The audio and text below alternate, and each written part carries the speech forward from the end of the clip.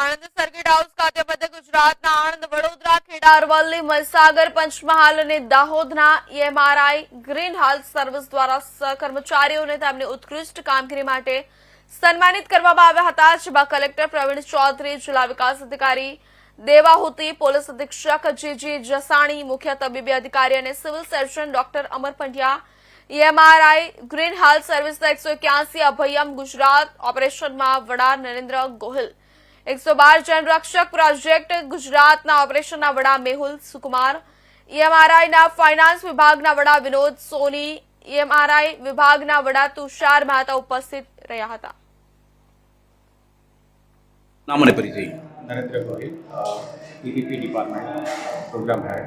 અમદાવાદ. જી, આજે 108ના કર્મચારીઓનો સન્માન સમારોહ છે, શું કહેશો? આજનો જે આ કાર્યક્રમ છે ગુજરાતના 4 ઝોનમાં વિભાજિત કરી અને તમામ જિલ્લાઓમાં જે અવિરત દિવસ રાત લોકોની જિંદગી બચાવવા માટે અને ઇમરજન્સી સેવામાં વ્યસ્ત જે પાયલોટ મિત્ર હોય છે તેઓને જે માનવ સર્જિત કે કુદરત સર્જિત આપત્તિ, ડિઝાસ્ટર, એપેડેમિક વગેરે કાર્યો વગેરે જેવી આપત્તિઓમાં પણ સતત કાર્યરત રહેતા પાયલોટ મિત્રોના જેવી સમર્પણ ભાવનાથી જે કામ કરી રહ્યા છે તેઓને સન્માન કરવા માટેનો આજનો આ સમારોહ છે. અને આણંદ જિલ્લા ખાતે માનનીય કલેક્ટર સાહેબશ્રીના વરદ હસ્તે